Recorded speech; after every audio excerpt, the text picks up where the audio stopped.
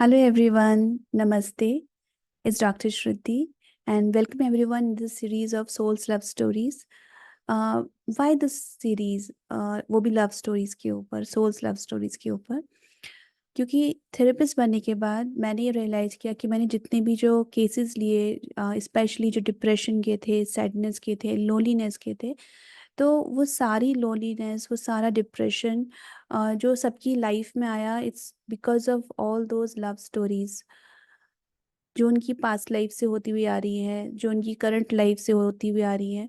और उन love stories में जितना भी उनको बैक स्टेबिंग हुआ, जितना भी बिट्रेयल हुआ, उस बिट्रेयल का पेन अभी तक उनकी लाइफ में है और उसकी वजह से वो डिप्रेशन, वो सैडनेस, वो लोनलीनेस, बहुत सारी चीज़ें हो जाती हैं।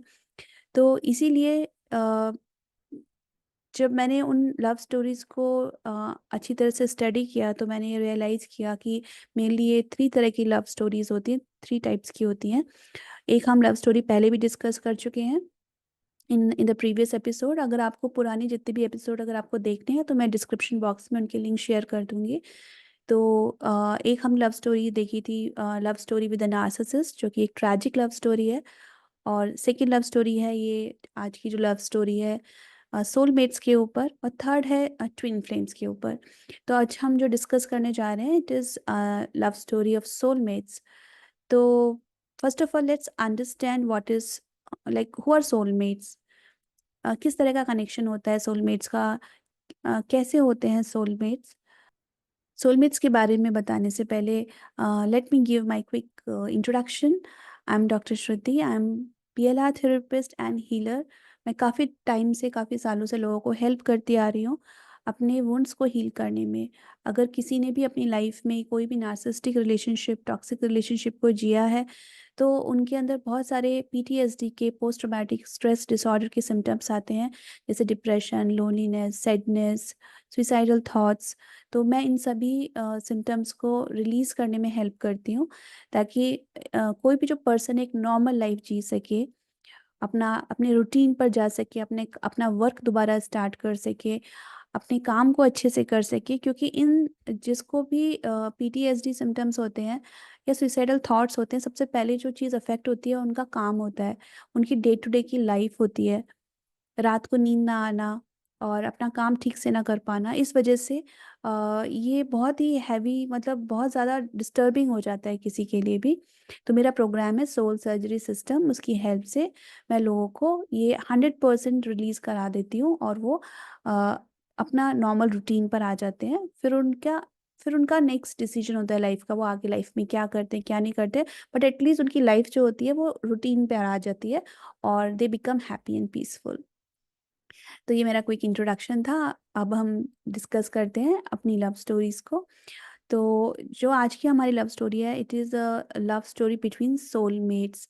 तो अगर मैं बात करूँ सोलमेट्स की लव स्टोरी को, हम किस तरह की लव स्टोरी बोल सकते हैं। सोलमेट की love story is like an awakening love story. अगर मैं इस लव स्टोरी की बात करूँ तो जो मुझे फेरी टेल याद आती है वो है स्लीपिंग ब्यूटी। तो अगर आप देखेंगे स्लीपिंग ब्यूटी, अगर आपने मूवी देखी हुई है तो आपने देखा है, मैंने हर स्टोरी को एक फेरी टेल से कनेक्ट करा है। तो ये जो लव स्टोरी है, इट्स स्लीपिंग ब्यूटी। तो इस फेरी टेल में क्या होता है कि एक रॉयल फैमिली में एक जो है एक लड़की का जन्म होता है।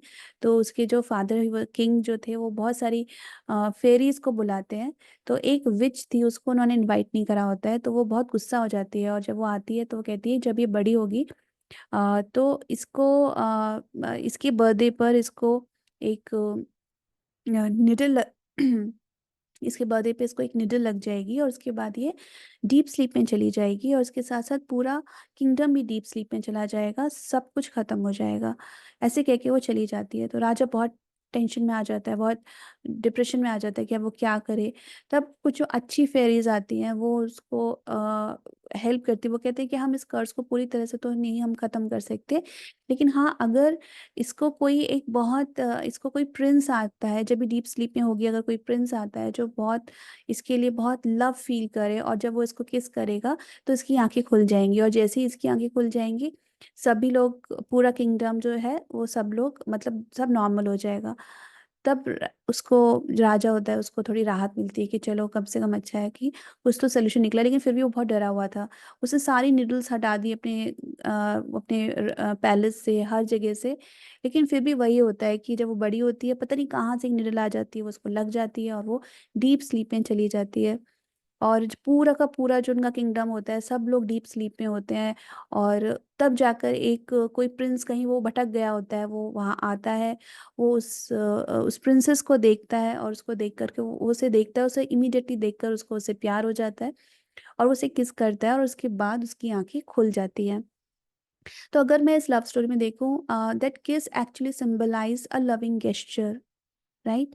और अगर मैं स्लीप को अगर सिंबलाइज करूं, तो ये एक स्लीप होती है, एक समथिंग कि कुछ आपके अंदर कोई क्वालिटी है जो स्लीप मोड में है। कुछ क्वालिटी है जो आपके अंदर जो आपको जिसको डेवलप करना है।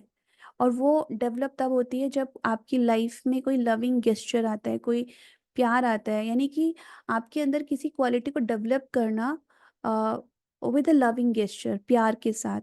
तो जो सोलमेट्स होते हैं, वो किसी भी सोल को अवेकनिंग में हेल्प करते हैं विद लॉट ऑफ लव। अगर मैं देखूं तो एक नार्सिसिस्टिक लव स्टोरी में भी सोल की अवेकनिंग होती है। यानी कि एक नार्सिसिस्टिक लव स्टोरी में जो सोल पहले होती है, और जो इस नार्सिसिस्टिक अब्यूज से होके गुजरती है, और फिर जो वो बाद में होती है, उसमें जमीन और आसमान का फर्क होता है। उसके अंदर भी बहुत सारी क्वालिटीज डेवलप होती है। ट्रॉमा भी होता है, एट द सेम टाइम बहुत सारी क्वालिटीज दोनों एक साथ डेवलप होती हैं, ट्रॉमा प्लस बहुत सारी क्वालिटीज। लेकिन ये जो डेवलपमेंट होता है ना, बहुत ही ट्रेजिडी के साथ होता है। इसमें नार्सिसिस्टिक जो अब्यूज होता है वो इतना ज्यादा, मतलब किसी को ट्रॉमेटाइज होता है, तो बट ट्रेजिडी के साथ, दुख के साथ ही अवेकनिंग होती है। लेकिन सोलमेट लव स्टोरी में ऐसा नहीं होता है। सोलमेट लव स्टोरी में ये जो अवेकनिंग होती है, वो बहुत ही प्यार के साथ होती है, बहुत ही लविंग गेस्चर के साथ होती है, जिसके अंदर कोई अपनी अंदर की क्वालिटीज को डेवलप करता है। सोलमेट हेल्प करते हैं एक दूसरे को डेवलप करने के लिए। तो सोलमेट कई तरह से आपकी बहुत सारी लाइफ्स में आते हैं। सोलमेट कई बार आपकी ज़िंदगी में आपके पेरेंट्स बन के आते हैं। सोलमेट कई बार आपके सिबलिंग बनकर आते हैं। सोलमेट कई बार फ्रेंड्स बनकर आते हैं। और रोमांटिक रिलेशनशिप में भी सोलमेट्स आते हैं। तो सोलमेट का जो एक पर्पस होता है कि आपकी हेल्प करना, एज अ सोल आपको हेल्प करना ग्रो करने में, but with lot of love, with lot of loving gesture.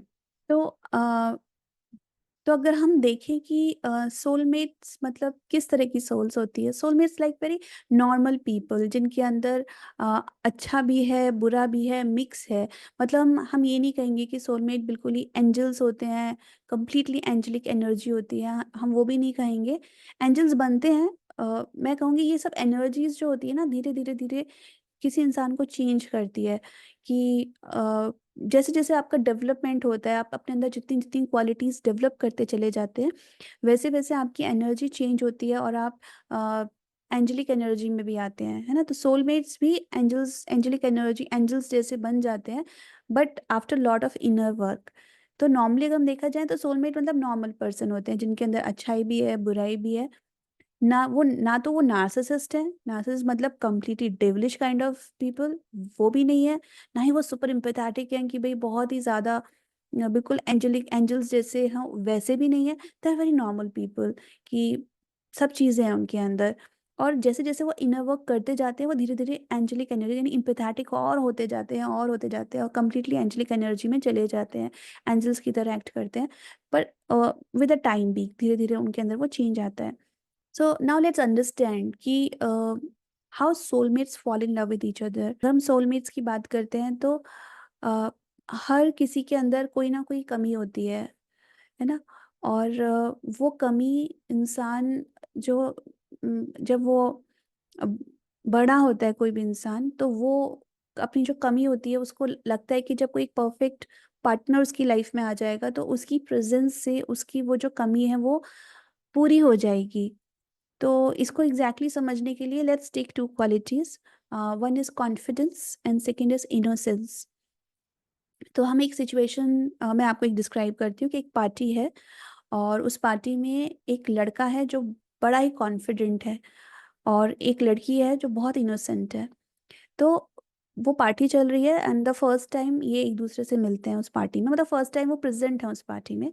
तो ये लड़की देखती है कि लड़का बड़ा ही कॉन्फिडेंट है, इधर उधर सबसे बात कर रहा है और उसे कुछ फील नहीं हो रहा किसी भी नए पर्सन से भी कनेक्ट करने में। और कोई भी उसके पास आ रहा है उसकी, चाहे वो तारीफ कर रहा है या उसका कोई मजाक उड़ा रहा है, but he is very cool kind of person की कोई कुछ भी कह रहा है उसे कोई फर्क ही नहीं पड़ रहा। तो वो ये चीज़ें देख के बड़ी हैरान रह जाती है कि मतलब बिकॉज आपने देखा जो लोग बहुत शाय होते हैं या जो लोग बहुत रिजर्व टाइप के होते हैं या जो लोग जिनके अंदर कॉन्फिडेंस की कमी होती है, उन्हें सबसे ज़्यादा एक चीज़ से फ़र्क पड़ता है कुछ भी बोलने से पहले, कुछ भी करने से पहले कि लोग क्या कहेंगे, वो क्या कहेगा, ये क्या कहेगा। तो वो कुछ भी बोलने से पहले उन्हें वो हज़ार बार सोचते हैं कि मुझे ये बोलना चाहिए, नहीं बोलना चाहिए, अगर मैं बोलूँगी तो ये पर्सन क्या सोचेगा या इसके ऊपर क्या इफेक्ट पड़ेगा। तो वो इतना ओवर थिंकिंग करते हैं कि कई बार जो बातें बोलने की भी होती है तो वो चुप रह जाते हैं, वो बोल नहीं पाते उन उन बातों को। उनको बहुत ज्यादा फर्क पड़ता है इस चीज से कि लोग क्या सोचेंगे, लोग क्या बोलेंगे। तो इस तरह से ऐसी मोस्टली जो लड़कियां होती है वो कई बार इस चीज की वजह से, जो उन्हें बोलना भी चाहिए होता है, उनके पास कई बार बहुत अच्छे थॉट्स होते हैं, कई बार बहुत अच्छी बातें होती हैं दुनिया को बताने के लिए, लोगों को बताने के लिए, बट वो हर टाइम इस चीज को सोचती है कि मैंने अगर बोला, अगर लोगों ने इस चीज को कुछ अलग तरीके से लिया, अगर इन्होंने मुझे मेरी बात को पसंद नहीं करा तो फिर क्या होगा। तो कई बार बोलने वाली बातें भी वो नहीं बोलती हैं इस तरह की लड़कियां। तो जब वो ये चीज देखती है तो तो समहाउ अगर आप देखोगे तो even these girls want to become little bit, I what I should say, little bit बेशरम kind of, not in a wrong sense, but हाँ इतना कि ठीक है अगर हमने बोल दिया तो कुछ मतलब ऐसा इतना ज्यादा ओवर थिंकिंग ना करना पड़े। ठीक है अगर कुछ किसी को बुरा लगा तो, या किसी ने कुछ लिया तो इट्स फाइन, इट्स ओके। तो जब ये लड़की इस लड़के को देखती है कि कोई इसने आया, किसी ने इसके मुंह पर इसका मजाक भी उड़ा दिया तो भी इसे कोई फर्क ही नहीं पड़ रहा है, still is laughing, still he is like very cool kind of. तो उसको ये देखकर उसे ये जो कॉन्फिडेंस है, ये जो क्वालिटीज है कि कुछ फर्क ही नहीं पड़ रहा है, तो वो इमीडिएट इस लड़की की तरफ अट्रैक्ट हो जाती है। ये अट्रैक्शन इमीडिएट डेवलपमेंट उसके अंदर हो जाता है, बिकॉज ये उसके अंदर नहीं है। तो जो चीज़ हमारे अंदर नहीं होती है तो वो हमें दूसरे के अंदर देखते हैं। तो इंसान के अंदर होता है कि हर इंसान को ना दूसरे से सीखने की इच्छा होती है कि कुछ ना कुछ लर्न करें हम दूसरे से, तो उसको ये चीज़ बहुत अच्छी लगती है और इमीडिएट उसे वो अट्रैक्शन फील होता है उस लड़की के लिए। और उसी पार्टी में आफ्टर सम टाइम उस लड़के का भी अटेंशन उस लड़की की तरफ जाता है और उस लड़की को वो देखता है। तो इवन ही फील कि this girl is little bit different than the other womens जो उस पार्टी में थी। तो वो बहुत शांत अपना नॉर्मल बात कर रही है, वो इनोसेंस उसके चेहरे से झलक रहा है। और वो क्या वो loving and caring kind of वो कुछ गेस्चर देखता है जिससे उसे समझ में आता है कि she is also very loving and also very caring. तो इमीडिएट इवन उसके मन में भी उसके लिए बहुत स्ट्रॉन्ग अट्रैक्शन होता है। तो अभी इसके मन में भी उसके लिए अट्रैक्शन है और इसके मन में भी उसके लिए अट्रैक्शन है। तो एकदम दोनों की नजर मिलती है और दोनों को इमीडिएट जो कहते हैं ना प्यार हो जाना, वो चीज हो जाती है। तो अभी दिस ये हमने देखा कि कैसे उन दोनों के बीच में प्यार हुआ। लेकिन अब इसको और भी डेप्थ में समझने के लिए अगर हमें समझना है कि ये प्यार क्यों हुआ, क्यों वो दोनों एक दूसरे के लिए अट्रैक्ट हुए, तो इसके लिए हमें थोड़ा सा इनके चाइल्डहुड में जाना पड़ेगा। कोई किसी से क्यों प्यार करता है उसका जो रीजन होता है या तो चाइल्डहुड में होता है या फिर पास्ट लाइफ में होता है। तो अगर हम चाइल्डहुड में देखें तो पहले हम इस लड़के की बात करते हैं। ये जो लड़का था बचपन में इसके फैमिली में, इसके घर में, इसके पेरेंट्स के बीच में कुछ काफी कॉन्फ्लिक्ट था। जहाँ पे इसका जो फादर था वो नार्सिसिस्टिक था और इसकी जो मदर थी वो एम्पैथेटिक थी। तो उसने शुरू से देखा उनके बीच में, जहाँ भी ये टॉक्सिक कपल्स हो, मतलब जहाँ पे भी टॉक्सिसिटी होती है कपल्स के बीच में, कि एक टॉक्सिक है एक नॉर्मल है या दोनों टॉक्सिक है, कोई भी सिचुएशन हो और जहाँ घर में फाइट्स होती है, तो टॉक्सिक पीपल हमेशा क्या करते हैं, बच्चों को इन्वॉल्व कर लेते हैं लड़ाई झगड़े में।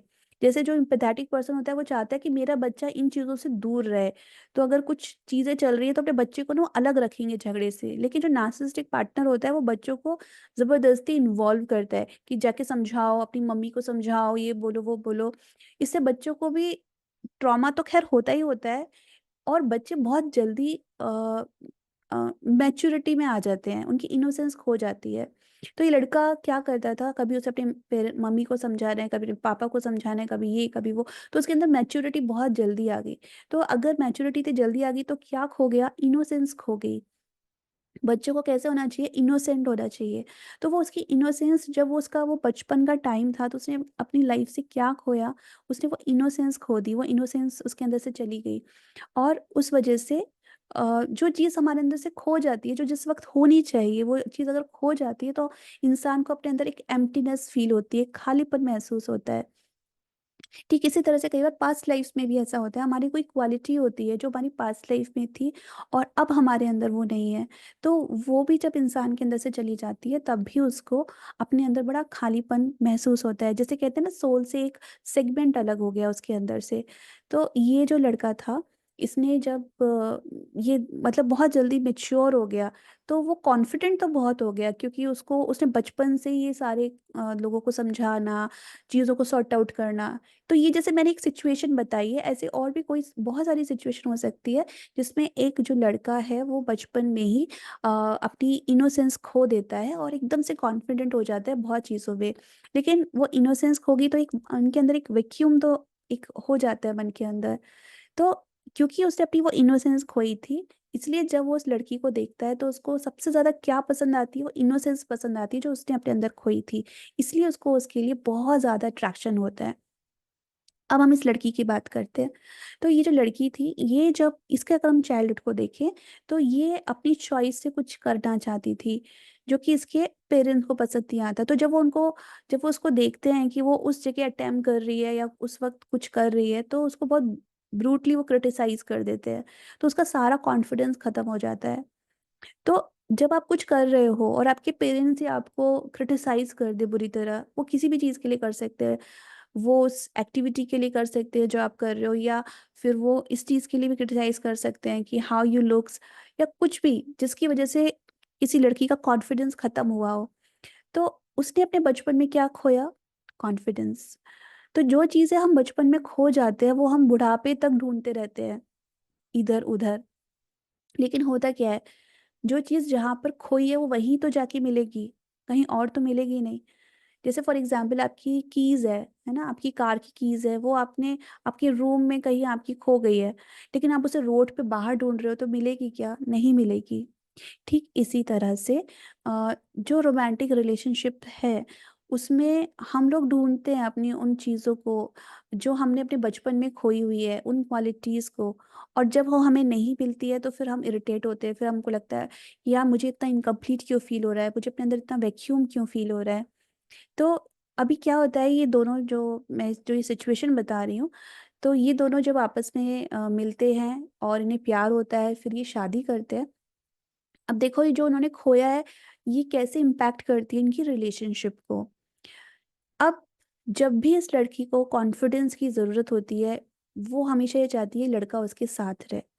जब भी उसे कॉन्फिडेंस की ज़रूरत है, फॉर एग्जाम्पल उसे कहीं बाहर जाना है, उसे किसी अथॉरिटी से बात करनी है, या उसे कहीं और भी किसी कोई ऐसी सिचुएशन है जहाँ उसे एक कॉन्फिडेंस चाहिए। तो एक सिचुएशन आती है, फॉर एग्जाम्पल उसे कहीं बाहर जाना था और ये लड़का अपने वर्क में बिजी था, तो ये उसे कॉल करती है कि मुझे वहाँ चलना है, तो तुम साथ में जो तुम बात करो, मैं रहूंगी साथ में but you talk, because she knows कि ये बहुत कॉन्फिडेंट है, आराम से बात कर लेगा। एंड ही सेड कि नहीं मैं नहीं आ सकता, तुम जाओ, तुम जाके कर लो, इस पे कौन सी कोई बहुत बड़ी बात है। अब जिसके अंदर जो क्वालिटी है तो उसको तो कुछ नहीं लगता ना कि ये तो बहुत नॉर्मल सी चीज़ है, कर लो जाकर। और कहते नहीं नहीं नहीं मैं नहीं कर सकती, यू कम विद मी। तो वो कहते हैं तुम इतना भी, तुम्हारे अंदर कॉन्फिडेंस है, तुम इतना भी नहीं बोल सकती, इतना भी नहीं बात कर सकती हो। और बस ये सब उनका वहीं फोन पर झगड़ा शुरू हो जाता है। फिर उसके बाद वो खैर जाती है, किसी तरह से मैनेज करती है, करके आती है। शाम को जब ये घर आता है वापस, तो उनकी इसी बात पे लड़ाई होती है कि मेरा दिन कितना डिफिकल्ट था और ये था और वो था। और वो कहते तुम्हें तो अपने अंदर कुछ क्वालिटीज इतनी तो तुम्हें डेवलप करना चाहिए, इतना तो तुम्हें कम से कम कॉन्फिडेंस होना चाहिए कि तुम इतनी तो बात कर सको। इन दिस वे उनकी फाइट स्टार्ट होती है। तो कई बार क्या होता है ना, हम ये लगता है कि बहुत छोटा सा रीजन है लड़ाई का, लेकिन छोटी छोटी बातें ही धीरे धीरे धीरे करके इतनी बड़ी बन जाती हैं कि कई बार ये चीजें जो है डिवोर्स तक भी चली जाती हैं। मतलब छोटी छोटी चीजें, मतलब कॉन्फ्लिक्ट, बंद हो जाना या हर्ट हो जाना, डीपली हर्ट हो जाना, या कुछ भी। राइट, तो यहाँ पे ये इनका रीजन बन गया एक फाइट का। अब हम इस लड़की की बात करते हैं कि हाउ, मतलब अब इस लड़की के ऊपर क्या फर्क पड़ता है। तो इस लड़के का पूरा दिन, by chance it was a very bad day, तो पूरा दिन बड़ा खराब रहा, इसका मूड ऑफ रहा, कुछ तो इसके वर्क प्लेस पे ठीक नहीं था। तो ये सोचता है ओके चलो अब मैं घर जा रहा हूँ, तो कम से कम बिकॉज उसकी वाइफ की जो प्रेजेंस है, मैंने कहा ना वो इनोसेंट थी, लविंग, केयरिंग, तो उसकी प्रेजेंस उसकी लाइफ में बहुत पीस लेकर आती थी हमेशा। तो ही वॉज वेरी कि हाँ जब पूरा दिन मेरा बड़ा खराब गया है तो चलो मैं जाऊँगा अपनी वाइफ से मिलूंगा, and the way she talks and the way she will be there, तो मुझे मैं मुझे थोड़ा सुकून आ जाएगा। तो वो घर जाता है और वो देखता है कि वो तो घर पर है ही नहीं। तो वो फिर से कॉल करते हैं, तुम कहाँ हो? तो वो कहती है मैं तो अपनी फ्रेंड्स के साथ हूँ, हम लोग मूवी देखने के लिए आए हुए हैं। एंड ही इज लाइक तुम मूवी देखने आए हो but I need you right now, तुम सीधे वापस आओ। तो अब वो गुस्सा हो जाती है, क्यों आऊँ मैं अभी, मैं तो अभी फ्रेंड्स के साथ हूँ, मैं बड़ी मुश्किल से तो बाहर निकलती हूँ, और अब मैं निकली हुई हूँ और मैं इंजॉय कर रही हूँ, तो मैं तो नहीं आ सकती। बट वो कहते बट आई नीड यू ना राइट नाउ, तुम्हें आना है, आना है। तो फिर वो कहते नहीं मैं तो अभी नहीं आ सकती। फिर जब वो बहुत फोर्स करता है तो फिर वो क्या करे, वो as she has that loving caring nature, तो वो अपना मूवी आधी अधूरी छोड़ के वो फटाफट फटाफट आती है। और जब वो वापस आती है देन शी स्टार्ट लाइक, वो गुस्सा हो जाती है कि भाई क्या है, इतना भी क्या है, इतना भी तुम्हें इतना तो होना चाहिए कि कैसे मैनेज करना है, कैसे अपने आप को कंफर्ट करना है। और मैं इतनी मुश्किल से गई थी, मेरी फ्रेंड्स मुझे पूछ रही थी तुम में से बीच मूवी में से क्यों छोड़ कर आई हो। And this way again that fight starts, right.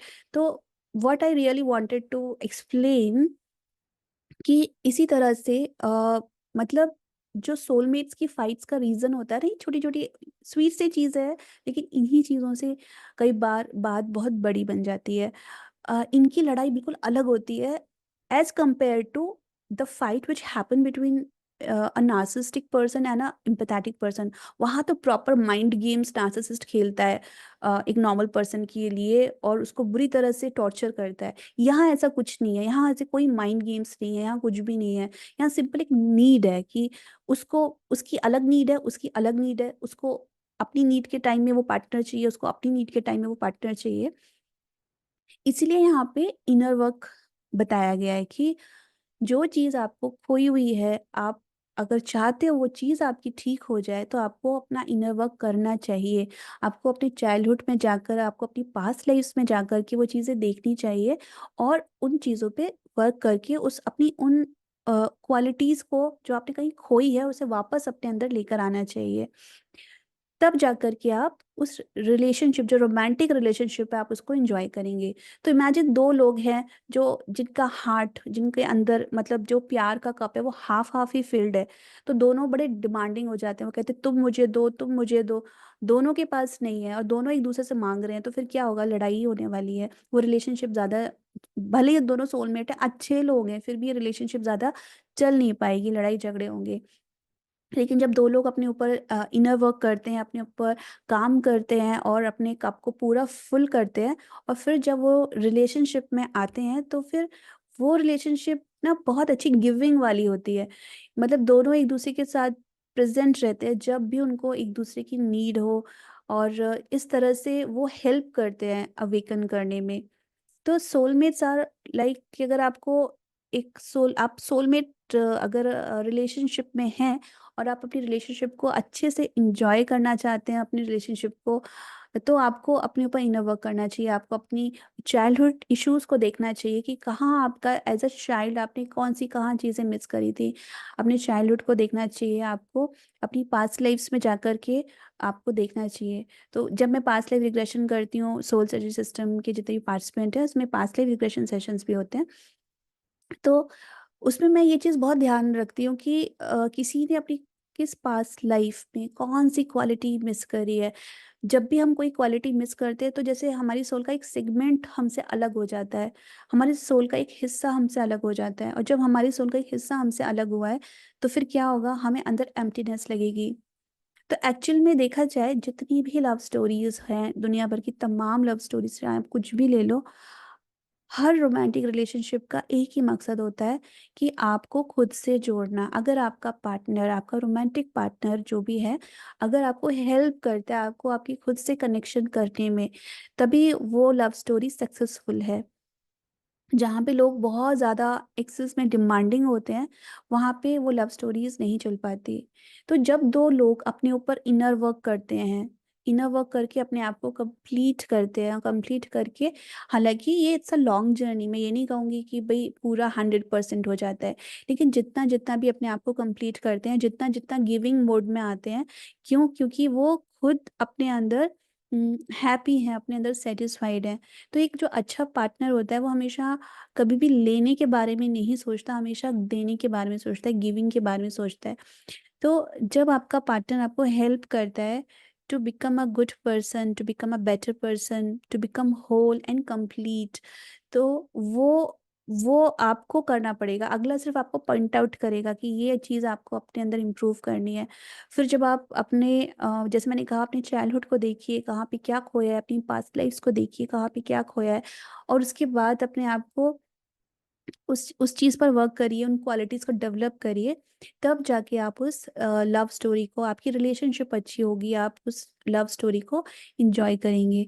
लेकिन ये नार्सिसिस्टिक रिलेशनशिप में, नार्सिसिस्टिक लव स्टोरी में ये पॉसिबल ही नहीं है, क्योंकि नार्सिसिस्टिक लव स्टोरी में क्या होता है, हमेशा जो एम्पैथेटिक पर्सन होता है वो सारा इनर वर्क करता है, एक अकेला पर्सन करता है। नार्सिसिस्ट कभी भी अपने ऊपर काम नहीं करता।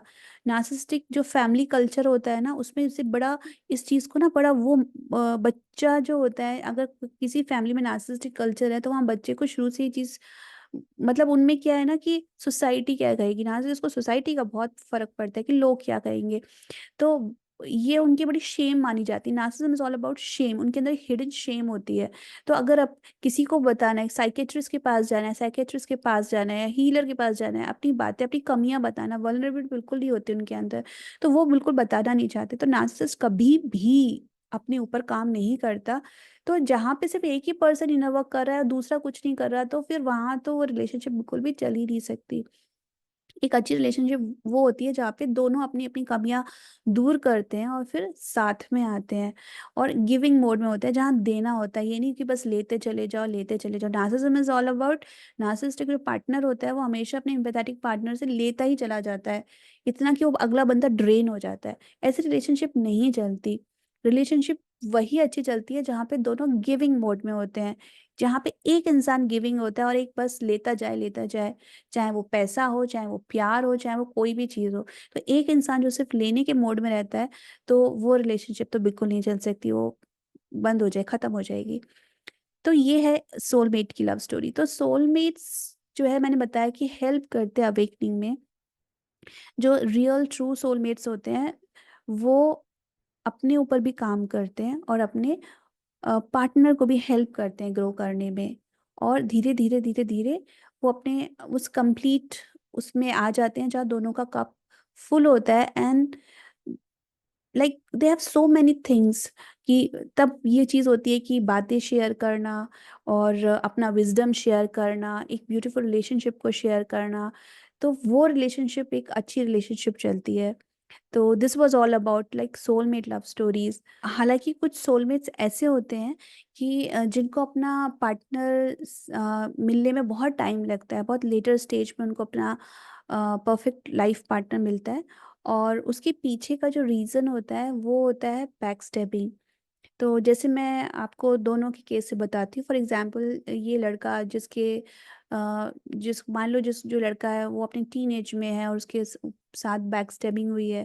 फॉर एग्जांपल, उसके फादर ने, या उसके मतलब कोई भी ऐसे पोजीशन जो पेरेंटल पोजीशन में, चाहे वो फादर हो, चाहे वो ग्रैंड पेरेंट्स हो, अगर उन्होंने उस बच्चे को ब्रेन वॉश किया है अपनी एम्पैथेटिक मदर के लिए, यानी ऐसे पार्टनर, यानी ऐसे पेरेंट के लिए जो एम्पैथेटिक है।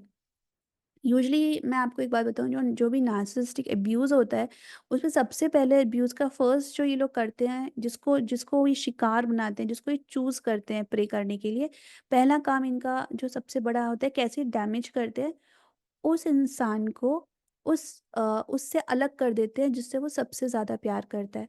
जैसे ही नार्सिसिस्टिक पर्सन आपकी ज़िंदगी में आएगा, अचानक से आप ये चीज़ नोटिस करेंगे कि आप उस पर्सन से बहुत दूर हो गए जिससे आप बहुत प्यार करते हो, जो आपका सच में एक स्ट्रॉन्ग इमोशनल सपोर्ट है। तो अगर फॉर एग्जांपल लड़का टीनेज में है और उसको उसकी मदर से अलग किया गया है, या उसके फादर, मतलब कोई भी एक ऐसा पेरेंट जो इम्पैथेटिक है, जो प्रोवाइडर है, जो केयरिंग है, लविंग है, जो सोर्स है इमोशनल सपोर्ट का, जो सोर्स है फाइनेंशियल सपोर्ट का, उस पेरेंट से अगर ये नार्सिसिस्टिक इन लॉज ने या नार्सिसिस्टिक फादर ने उस बच्चे को अलग करा है माइंड गेम प्ले करके एंड एवरीथिंग, और जिस दिन इस लड़के को, जब ये बड़ा होगा या जिस भी मोमेंट जब इसे ये पता चलेगा, पता चलता ही है ना, नार्सिसिस्टिक जो लोग होते हैं ना इतना माइंड गेम क्यों खेलते हैं, because of just one fear, fear of loneliness. लोगों को होता है फियर ऑफ लोनलीनेस, एक कॉमन फियर है, सबको होता है, लेकिन जो नॉर्मल लोग होते हैं ना, एम्पैथेटिक लोग जो होते हैं, वो इस पर वर्क करते हैं, प्रॉपर इनर वर्क करते हैं और अपने इस फियर को रिलीज करते हैं। नार्सिसिस्ट ऐसे नहीं करते। अपने ये लोनलीनेस के डर की वजह से वो सामने वाले को ऐसे पकड़ लेते हैं ना कि नहीं, तुम्हारी जिंदगी तो बस अब मेरी है, तुम्हारे रिसोर्सेज सारे मेरे हैं, और वो उसको धीरे धीरे धीरे धीरे कट करते चले जाएंगे हर उस इंसान से जिससे वो प्यार करता है, जिसके साथ वो रहना चाहता है। स्लोली स्लोली कट करते हैं, बहुत प्यार से तरीके से माइंड गेम खेल के उस इंसान को कट करते हैं, ताकि वो इंसान ना अकेला पड़ जाए और उसकी जिंदगी में नार्सिसिस्ट के अलावा फिर कोई नहीं बचता। ठीक है, तो जब जिस मोमेंट इस लड़के को असलियत पता चलती है, जिस दिन इस लड़के को सच पता चलता है, और सच पता ही चलता है, तो जो नार्सिसिस्ट का फियर होता है ना, लोनलीनेस का, ये मैनिफेस्ट हो जाता है। कितना ही माइंड गेम खेल लें, कितनी ये चालाकियां कर लें, कितनी बदमाशियां कर लें, ये जीवन के उस मोड़ पर 101% पहुंचते हैं जहां पर इन्हें लोग पलट के देखते नहीं हैं। फॉर एग्जाम्पल, अगर घर भी है ना, तो घर में भी अगर ये जब नार्सिसिस्ट मरता है ना, तो एक कमरे में अकेला होकर मरता है, कोई पलट कर इसके कमरे में झांकता तक नहीं है इस इंसान के अंदर। क्यों? क्योंकि इसने इतना अब्यूज किया होता है, इसने इतना परेशान किया होता है, इतना इतना ट्रॉमेटाइज किया होता है इस इंसान ने। नार्सिसिस्टिक इंसान की डेस्टिनी है लोनलीनेस और अकेलापन। क्यों? क्योंकि अकेलापन और लोनलीनेस को पूरा करने का जो उसने डेविलिश वे ढूंढा है ना तरीका, वो बहुत गलत तरीका है। तो इनकी, क्योंकि देखो सच सामने आना ही आना है ना। सच को सामने आने में टाइम जरूर लगता है, लेकिन ऐसा कभी नहीं हो सकता है कि ट्रुथ सामने ना आए।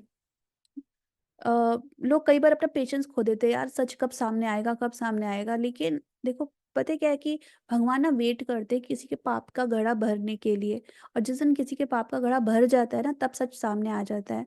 तो कभी भी आप ऐसे पेशेंस मत खोए कि सच सामने क्यों नहीं आ रहा, सच सामने आएगा। तो जब नार्सिसिस्ट का जिस दिन सच सामने आता है, तो सबसे पहले क्या टूटा इस बच्चे के अंदर, कौन सी एक मेन क्वालिटी खो गई, वो है ट्रस्ट। ट्रस्ट किस पर? मतलब उनको जिनको इसने अपना समझा, अपना समझकर विश्वास किया, उन्होंने इसके विश्वास को तोड़ा। तो पहली चीज जो होती है ना, ट्रस्ट, यानी कि, और आप देखेंगे जितने भी लड़के जो होते हैं ना, उनको बहुत फर्क पड़ता है the way they see the thing. जो व्यू होता है ना, उस पर वो बहुत ज्यादा उनकी साइकोलॉजी डिपेंड करती है कि वो क्या देख रहे हैं। तब जाकर कि इस लड़के को ये समझ में आता है कि जो दिखता है वो जरूरी नहीं है जो दिख रहा है वो सच हो। और यहाँ से वो एक अपने अंदर एक उसकी एक साइकोलॉजी डेवलप होती है टू टेस्ट पीपल। तो जब भी उसको वो जब वो बड़ा होता है, तो अ, चाहे उसे रोमांटिक रिलेशनशिप में जाना हो, चाहे उसको वर्क प्लेस हो, कोई भी चीज़ हो जहाँ पे उसे किसी के संग बहुत एसोसिएट होकर, बहुत क्लोजली उसको किसी के साथ काम करना है, तो वहाँ वो फिर, जो मैंने बताया कि उसके अंदर जो ये क्वालिटी है ना टेस्ट की, कि उसको वो टेस्ट लेना, यानी कि उसे ये पता है वो कभी भी मतलब एकदम से तुरंत ट्रस्ट नहीं करेगा सामने के ऊपर, पहले वो अच्छे से देखेगा। और इन लड़कों की मैंने जो नार्सिसिस्ट अब्यूज से होकर आए हैं, चाइल्डहुड अब्यूज जिनके साथ हुआ है या रिलेशनशिप में हुआ है, यूजली दो उनको बहुत, दो नार्सिसिज्म में दो ही अब्यूज होते हैं, मतलब दो ही रिलेशनशिप होती है जो सबसे ज़्यादा हिट करती है। पहली होती है पेरेंट के साथ, और सेकंड होती है रोमांटिक रिलेशनशिप के साथ। तो जहाँ पे भी ये दो बार उनको बहुत बुरी तरह हिट हुआ है ना, उसके बाद तो वो इतने अलर्ट हो जाते हैं कि वो बिल्कुल इस चीज़ पे ट्रस्ट नहीं करते, कि जो चीज़ दिख रही है ना, देखने पर बिल्कुल भी विश्वास नहीं करते। तो उनका, इन लड़कों का जो सबसे ज़्यादा होता है ना, इनके अंदर एक सुपर पावर जो एक इनके अंदर डेवलप होती है, वो होती है गेज करना। मतलब जब वैसे नॉर्मली बात कर रहे लेकिन जब इन्हें लिटरली जब कोई डिसीजन किसी पर्सन को अपनी लाइफ में एंट्री लेनी होती है या किसी से डीप कन्वर्सेशन करना होता है, तो वो उसकी ना आंखों में झांक के देखते हैं और उनका गेज इतना इंटेंस होता है, इतना स्ट्रांग होता है कि सामने वाला ना एकदम अनकंफर्टेबल हो जाए कुछ टाइम बाद, लेकिन वो ना गेज करके देखते जाएंगे। लिटरली कहते हैं ना, eyes are like the window of the soul. तो वो उसके अंदर आंखों में जा करके झांक करके वो उसकी सोल को समझने की कोशिश करते हैं। तो अगर बाई चांस कोई लड़की है और वो लड़का एकदम गेज़ करके उसको देख रहा है, तो वो ये ना सोचे अच्छा ये तो मुझ पर फ़िदा है या ये तो मुझसे रोमांस के रोमांटिक वे में देख रहा है। नहीं, ज़रूरी नहीं है। हो सकता है, आई एम नॉट डिनाइंग कि वो इंटरेस्ट ना हो उसका, हो सकता है इस वज़ह से भी देख रहा हो। लेकिन जब जो सबसे ज़्यादा इम्पोर्टेंट और सबसे ज़्यादा स्ट्रॉन्ग रीज़न होता है, वो क्यों ऐसे गेज़ करके आपको देख रहा है? बिकॉज़ वो समझने की कोशिश कर रहा है कि who you are as a person.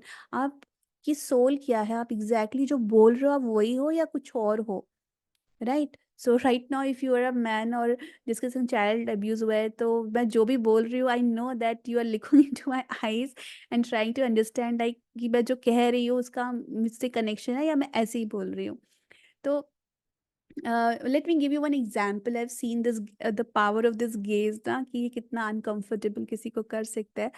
तो ये तब की बात है जब मैंने अपना आई कंप्लीटेड माय बैचलर्स। तो I am bachelor in pharmacy. तो उसके बाद मुझे मास्टर्स में एडमिशन लेना था, लेकिन बीच में वो एडमिशन नहीं हो पाया, तो मेरे पास 1 ईयर का गैप था। तो इस 1 ईयर में मैंने मार्केटिंग ज्वाइन कर ली। तो I started working as a sales representative. और उसके बाद मेरा वर्क बहुत अच्छा था, तो विद इन 6 मंथ मुझे फिर as a area manager company ने प्रमोट कर दिया था। तो एक बार विज़िट पे जो है वो ज़ोनल सेल्स मैनेजर आए हुए थे। तो जो ज़ोनल सेल्स मैनेजर थे, तो उन्होंने ही मेरा भी इंटरव्यू लिया था मेरे सिलेक्शन के टाइम में। तो ही वाज़ लाइक तो जो उनकी बातें थी, तो उससे मुझे पता था कि उनको कुछ काफ़ी मतलब स्पिरिचुअलिटी में बहुत इंटरेस्ट लेते थे वो। तो उनकी बातों से पता था कि कुछ तो उनको चाइल्डहुड ट्रॉमा रहा हुआ है। तो मैं तो ख़ैर शुरू से, मैं जहाँ भी, पता नहीं मुझे अंदर ये शायद थेरेपिस्ट वाला जो नेचर था, शायद मुझे मेरे अंदर बचपन से ही था। मैंने जब भी मैं किसी से बात करती थी, पता नहीं लोग अपने आप ही अपना सारा मुझे दुःख सुनाते जाते थे कि ये प्रॉब्लम है, ये प्रॉब्लम है। मैं जहाँ भी वर्क करती थी, तो I always used to give solution, कि मैं उन्हें जो भी समझाती थी लोगों को बड़ा रिलीफ़ मिलता था। उस वक़्त मेरे पास जो भी नॉलेज थी, कुछ भी था, तो वो शायद वो थेरेपी वाली चीज़ मेरे ब्लड में ही थी। तो वो सर भी कभी-कभी कुछ शेयर करते थे अपनी फैमिली, अपनी चाइल्डहुड प्रॉब्लम या कुछ, तो मैं उनको कुछ-कुछ समझाती थी। तो ही वाज़ लाइक इंटरेस्ट लेते थे स्पिरिचुअलिटी में।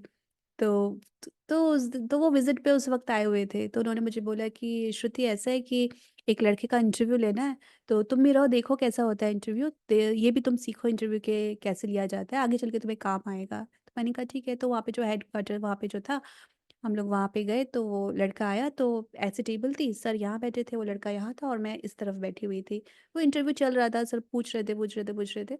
तो ऑल ऑफ अ सडन जो सर थे, ही स्टार्टेड लुकिंग लाइक, एकदम ना स्ट्रॉन्ग गेज़ के साथ उस लड़के को वो देखने लगे। क्योंकि शायद वो उस वक़्त उसको असेस कर रहे थे, वो समझना चाह रहे थे उसको। और उनका गेज़ इतना स्ट्रॉन्ग था कि वो जो लड़का था वो एकदम से इतना अनकंफर्टेबल हो गया, तो वो इधर देख रहा है, देन इधर देख रहा है मुझे। तो मुझे हँसी भी आ रही है उसको देख के, बिकॉज़ आई नो कि बिकॉज़ जब मेरा इंटरव्यू था, तब सर मुझे भी बहुत गेज़ करके उस तरह से देख रहे थे, लेकिन being I am myself was like quite spiritual kind of person, तो मुझे I was able to handle that gaze. लेकिन वो लड़का इतना अनकंफर्टेबल हो गया आफ्टरवर्ड्स, लाइक सर को जो असेस करना था उन्होंने कर लिया, बाद में उसका सिलेक्शन हो गया था। बट मैं आपको बता रही हूँ ये कितना इंटेंस गेज़ होता है, कि अगर आप कोई आपको लगातार ऐसे गेज़ कर अगर आप देखो ना, आपको हेडेक भी हो सकता है। राइट, इतना ज़्यादा अनकंफर्टेबल होता है, but this they have this super power. वो इस सिंपल उस गेज से ना आपको पूरा फुल स्कैन कर लेते हैं कि आप किस तरह के पर्सन हो। और वो एग्जैक्ट सही होता है, मतलब they are like an x ray machine through gaze, वो बिल्कुल एग्जैक्टली वो कर लेते हैं। ये सुपर पावर डेवलप हो जाती है। तो ये लड़कों के केस में होता है। लड़कियों के केस में क्या होता है कि अगर आप लड़कियों का देखोगे, तो मोस्ट ऑफ द टाइम ये जो ट्रस्ट करती हैं किसी के ऊपर, द वे दे लिसन, कोई किस तरह की बात कर रहा है थ्रू ऑडियो। ठीक है, कोई किस तरह की बात कर रहा है, किस तरह की, मोस्ट ऑफ द टाइम का जो ट्रस्ट होता है ना, दूसरे की बात सुन करके, किसी ने फॉल्स प्रॉमिसेस कर दिए, किसी ने क्या कहा, तो लोग क्या बोल रहे हैं, जिस पे इन्होंने विश्वास किया उसने क्या-क्या वादे करे, क्या-क्या बातें करी, तो बातों से इनका जो होता है इनके अंदर ट्रस्ट डेवलप होता है। और जब इन्हें पता चलता है, जब इनका ट्रस्ट ब्रेक होता है ना, तो यही एक चीज़ होती है जिसके थ्रू ये टेस्ट करती है, और जो इनके अंदर जो सुपर पावर होती है वो ये किसी की आवाज़ सुन करके, किसी की बात सुन करके या कोई टेक्स्ट भी रीड करके ये समझ जाती हैं कि ये किस तरह का पर्सन है, ये किस तरह का है। तो अगर आप देखोगे, जब ये इनको टेस्ट करना होता है किसी पर्सन को, और कोई पर्सन है बात कर रहा है, तो ज़रूरी नहीं है, तो ये वो नहीं है कि सामने गेज़ करके देखेंगी या स्ट्रॉन्ग उससे देखेंगी। तो हो सकता है वो कहीं और देख रही हो, कोई सामने इधर से बोला and she is looking somewhere else, और उधर देखकर उनका कंसंट्रेशन इज़ लाइक जो वो पर्सन बोल रहा है, तो उसकी आवाज़ को स्कैन कर रही हैं और उसको समझने की कोशिश कर रही हैं। सो मेनी टाइम्स ना she may close her eyes and she listen very carefully कि ये पर्सन जो बोल रहा है, इससे इसकी पर्सनैलिटी क्या है, इसकी एनर्जीज़ कैसी है, या टेक्स्ट अगर कुछ लिखा हुआ है तो टेक्स्ट को रीड करके शी विल अंडरस्टैंड कि अ, किस तरह की इस पर्सन की एनर्जी है, और ये सही पर्सन है, झूठ बोल रहा है, सही बोल रहा है, कौन है, मतलब बहुत सारी ये लड़कियों की सुपर पावर होती है। So I know if you are a women जिसने जो इस तरह के अब्यूज से होकर आया है, और जो मुझे समझना चाह रही है कि मैं जो बोल रही हूँ, मैं किस तरह की पर्सन हूँ, तो I know if you are that women, तो अभी आपकी आंखें बंद होंगी, आप ध्यान से मुझे सुन रही होंगी बंद आंखों से कि मैं क्या कह रही हूँ, क्या, और उस बात का कोई रिलेवेंस है नहीं है, राइट। तो ये दोनों जो पर्सन होते हैं ना, ये ट्रस्ट खो देते हैं, ये लड़का भी ट्रस्ट खो देता है, ये लड़की भी ट्रस्ट खो देती है, ये अपने अपने वे में अपना ट्रस्ट खोए हुए होते हैं। और जब ये इनकी जो क्वालिटी होती है ना, ये तब जाकर के अंदर वापस आती है ट्रस्ट करने की। यूजुअली आप देखोगे ना, ये इस अब्यूज़ के बाद, इस बिट्रियल के बाद, ये इतने ज़्यादा केयरफुल हो जाते हैं, ये अपने पार्टनर को बहुत सोच समझ करके चूज़ करते हैं, बहुत सोच समझ के चूज़ करते हैं। And I have observe this thing कि फाइनली ये अपने लिए ना बहुत अच्छा पार्टनर ढूंढते हैं, वेरी वेरी लविंग केयरिंग, बहुत अच्छा पार्टनर डिसाइड करते हैं। एंड दे आर लाइक, चाहे उनके लिए सोसाइटी नॉर्म्स को उन्हें ब्रेक करना पड़े, but they choose a very very good partner for them. और वो जो पार्टनर की प्रेजेंस इनकी लाइफ में होती है ना, जब उनको वो अनकंडीशनल लव मिलता है एंड अनकंडीशनल केयर मिलती है, वो उनकी ये जो क्वालिटी होती है ना, दूसरों पर विश्वास करना, फिर वो वापस उनके अंदर आती है। तो ऐसे लोग बड़े रेयर होते हैं जो इतना काम करें, और ये जब साथ मिलकर आते हैं, तो इनका जो कनेक्शन होता है ना, बहुत ज़्यादा हीलिंग कनेक्शन होता है। And they may become even a very very good, what to say, they may become a power couple also. ठीक है, sometime this connection is so healing, इतना ज़्यादा कि इनकी हीलिंग सिर्फ इन तक ही नहीं लिमिटेड रहती, बल्कि कम्युनिटी में भी स्प्रेड होती है। आपने देखा है कुछ कपल्स जो कम्युनिटी के लिए बहुत अच्छा काम करते हैं, तो ये वो कपल होते हैं जिन्होंने आपस में एक दूसरे की भी हीलिंग में हेल्प करी। इनका कनेक्शन एक दूसरे के लिए बहुत एक्सट्रीमली हीलिंग था, और इनकी जो खुद की हीलिंग हुई, उसकी उस हीलिंग की हेल्प से कम्युनिटी को भी थाउजेंड एंड थाउजेंड लोगों को हेल्प करते हैं। ठीक है, तो ये लिटरली जो कहते हैं ना, एक एनर्जी में पहुंचते हैं जिसको हम बोलते हैं emperor energy and empress energy, right. तो धीरे जितना जितना आप इनर वर्क पे काम करते हैं, सोल की जर्नी होती है। देखो, दुख होता है लाइफ की किसी किसी एरिया में, कभी बचपन में दुख मिला, कभी यंग एज में दुख मिला, तो लेकिन हर सब दिन एक जैसे नहीं रहते, दिन बदलते हैं। और एम्परर और एम्प्रेस एनर्जी वो होती है जहाँ पे ना बड़ी सोच समझ के डिसीजन लिए जाते हैं, अ, बड़ी स्ट्रैटेजी के साथ एक एक मूवमेंट किया जाता है। ऐसे लोग, सिर्फ ऐसा नहीं होता कि सिर्फ दिल से सोचे, दिमाग से भी सोचते हैं। नार्सिसिस्टिक या टॉक्सिक रिलेशनशिप अब्यूज जिनके साथ हुआ है, उसके बाद उस वक्त तक तो वो लोग सिर्फ दिल से सोचते थे, लेकिन इस अब्यूज होने के बाद ना इंसान का दिमाग भी खुल जाता है। उसके बाद उनका हर एक मूवमेंट में वो सिर्फ दिल नहीं, दिमाग से भी सोचते हैं। तो अगर आप देखोगे, एक एम्परर, एक किंग और एक क्वीन जो होती है, एक एम्परर या एम्प्रेस होते हैं, वो लोग होते हैं जो जिन्होंने अपने ऊपर बहुत काम किया होता है, बहुत काम किया होता है, बहुत इंडिपेंडेंट होते हैं, बहुत पावरफुल होते हैं, और एक एक डिसीजन बहुत सोच समझ के लेते हैं। तो जब ये उस पावर में आते हैं, एम्परर पावर में आते हैं। तो जब ऐसे कपल ना, तो ऐसे बड़े रेयर कॉम्बिनेशंस होते हैं, बड़े रेयर कपल्स होते हैं जहाँ पे लड़का भी अपनी फुल एम्परर स्टेट में है और लड़की भी अपनी फुल एम्परेस स्टेट में है। तो जब कोई एम्परर और एम्प्रेस स्टेट में होता है, कोई किंग और क्वीन की स्टेट में होता है, और जब ये कपल आपस में कनेक्ट होते हैं तो इस कपल को हम पावर कपल बोलते हैं। तब ये connection super super duper healing होता है। और इनकी हीलिंग इतनी डीप और इतनी ज़्यादा पावरफुल होती है कि ये इन तक ही लिमिटेड नहीं होती, ये कम्युनिटी में फैलती है, लोगों के लिए बहुत अच्छा काम करते हैं, अर्थ की कॉन्शियसनेस को इम्प्रूव करते हैं। तो ये कनेक्शन होता है, ये होता है soulmate, right? So I think it's too long, video काफ़ी लंबा हो गया है। तो बट ये सारी इन्फॉर्मेशन मैं आपको देना चाहती थी। तो what I really wanted to say, the final message, the final message for soulmates is कि काम करो अपने ऊपर, अपने चाइल्डहुड को हील करो और अपनी पास्ट लाइफ्स को भी हील करो, ताकि आपने जो अपना पार्टनर चूज किया है, अगर वो सोलमेट है, नार्सिसिस्ट है, तो मैं तो सीधे बोलूंगी उसको छोड़ दो। ठीक है, उसके साथ नार्सिसिस्ट की गाइडलाइन ये है कि छोड़ दो उसको, उसके साथ तो बिल्कुल रहने की जरूरत नहीं है।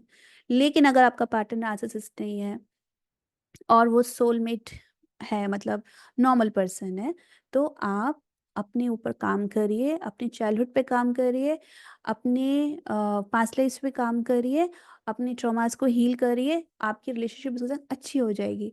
मुझे कई बार ना लोगों को समझाना इतना मुश्किल लगता है ना, जब लोग बोलते हैं अरे झगड़े तो हर शादी में होते हैं, अरे झगड़े तो अरे ट्रॉमा तो सबको होता है, मतलब ऐसे जनरलाइज कर देते हैं चीज़ों को कि मतलब कि बड़ी इरिटेशन होती है मुझे उस टाइम में, जब मैं किसी को समझा नहीं पाती ये चीज़ कि डिफरेंस है भाई, डिफरेंस है। नार्सिसिस्टिक रिलेशनशिप की जो मैरिज है, उसका लड़ाई झगड़ा और सोलमेट की लड़ाई झगड़ा वो बिल्कुल सेम नहीं है, दोनों में बहुत डिफरेंस है। तो मैंने अपनी कोचिंग में देखा है कि जब मैं एक को कोच कर रही हूँ, कोई हेल्प कर रही हूँ ट्रॉमा रिलीज़ करने में, अगर वो सोलमेट है, तो दोनों हस्बैंड वाइफ की रिलेशनशिप इतनी अच्छी हो जाती है, मैं आपको क्या बताऊँ, बहुत अच्छी हो जाती है।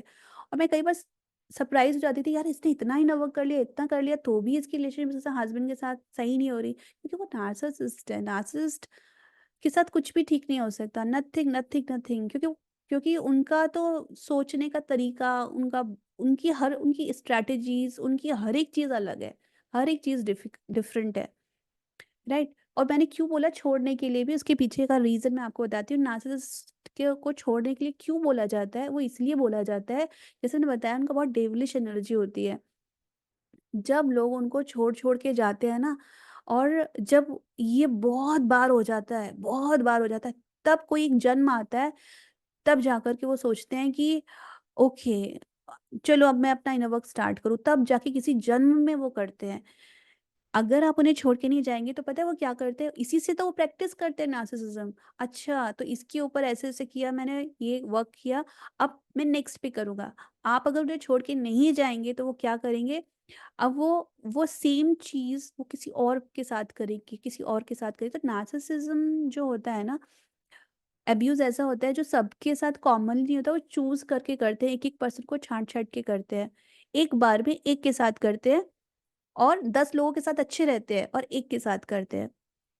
तो अगर आपको किसी भी नार्सिसिस्ट को सुधारना है, आपको अपनी भी लाइफ सुधारनी है, उस नार्सिसिस्ट को भी सुधारना है, तो भैया आपको छोड़ना ही पड़ेगा उसको, उससे उससे आपको डिस्कनेक्ट करना ही पड़ेगा, नो कॉन्टैक्ट पे जाना ही पड़ेगा। तब जाकर आपकी लाइफ इम्प्रूव होगी, तब जाकर के शायद वो नार्सिसिस्ट भी सुधर जाए।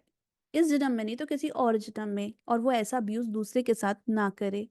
राइट। तो ये तो नार्सिसिज्म की गाइडलाइंस है, लेकिन अगर आपकी रिलेशनशिप एक सोलमेट के साथ है, एक नॉर्मल पर्सन के साथ है, तो ये इस तरह की लड़ाई को, इस तरह की डिवोर्स को टाला जा सकता है with the help of inner work. आप अपने ऊपर इनर वर्क करें, अपने अपनी जो भी आपके ट्रॉमास उन्हें हील करें, अपनी खोई हुई क्वालिटीज़ को वापस अपनी लाइफ में लेकर आएं, ताकि आप अपनी रोमांटिक रिलेशनशिप को अच्छी तरह से एंजॉय कर सकिए। और अगर आपको इनर वर्क मेरे अंडर करना है, तो आप मेरे सोल सर्जरी सिस्टम को ज्वाइन कर सकते हो, उसका लिंक मैं डिस्क्रिप्शन बॉक्स में दे दूँगी। तो चाहे आप मेरा ज प्रोग्राम ज्वाइन करें, आप चाहे दुनिया के किसी भी हीलर का ज्वाइन करें, आप प्लीज़ करिए, इनर वर्क सभी के लिए बहुत-बहुत ज़रूरी है। एक अच्छा इनर वर्क आपको ना सिर्फ एक अच्छा इंसान बनाता है, बल्कि आपकी लाइफ में बहुत सारा प्यार, बहुत सारी प्रॉस्पेरिटी लेकर आता है, right? So that's it for today's session. I hope आपको ये अच्छा लगा हो आज का एपिसोड। कैसा लगा प्लीज़ कमेंट पर आप शेयर करिए, मुझे बड़े अच्छे लगते हैं आप लोगों के कमेंट्स पढ़ना, मैं रीड करती हूँ, रिप्लाई भी करती हूँ। प्लीज़ शेयर आज का आपको कैसा लगा। और यस, वो तो मैं बोलना भूल ही गई। Please subscribe, like and share this video. अगर आपको लगता है ये वीडियो किसी के साथ शेयर करना चाहिए जो जिसको हेल्प कर सकते हैं, तो प्लीज़ आप ये शेयर करें और सब्सक्राइब भी करें। मेरे मेरे बच्चे कई बार कहते हैं कि मम्मी आपके कितने कम सब्सक्राइबर्स हैं। वो वीडियो गेम्स के चैनल्स देखते हैं कि मम्मी इसके मिलियंस हैं, ये हैं, आपके में तो 10K भी सब्सक्राइबर्स नहीं है। तो प्लीज़ एटलीस्ट 10K तो कर दीजिए। तो अगर आप इस चैनल को देख रहे हैं और आपने सब्सक्राइब नहीं किया हुआ है, please please do subscribe and share your comments also. Share your comments, share this video with your loved ones, with your friends. Thank you, thank you, thank you so much. Take care, everyone. Bye bye. Namaste.